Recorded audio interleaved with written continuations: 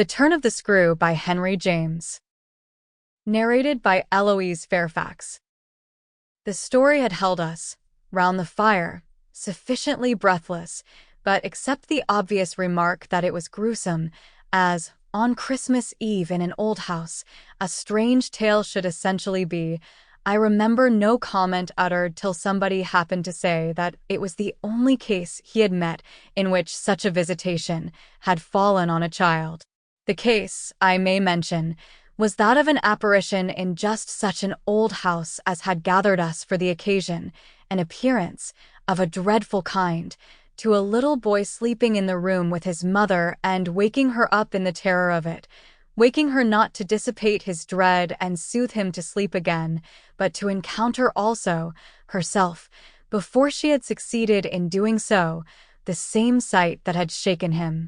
It was this observation that drew from Douglas, not immediately, but later in the evening, a reply that had the interesting consequence to which I call attention. Someone else told a story not particularly effective, which I saw he was not following. This I took for a sign that he had himself something to produce, and that we should only have to wait. We waited, in fact, till 2 nights later, but that same evening, before we scattered, he brought out what was in his mind.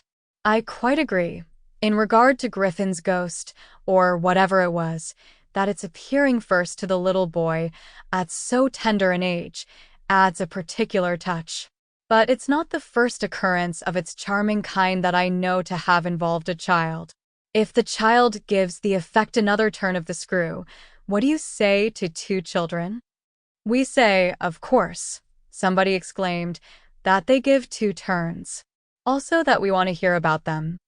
I can see Douglas there before the fire, to which he had got up to present his back, looking down at his interlocutor with his hands in his pockets. Nobody but me, till now, has ever heard. It's quite too horrible. This, naturally, was declared by several voices to give the thing the utmost price, and our friend, with quiet art, prepared his triumph by turning his eyes over the rest of us and going on. It's beyond everything. Nothing at all that I know touches it. For sheer terror? I remember asking. He seemed to say it was not so simple as that, to be really at a loss how to qualify it. He passed his hand over his eyes, made a little wincing grimace. For dreadfulness.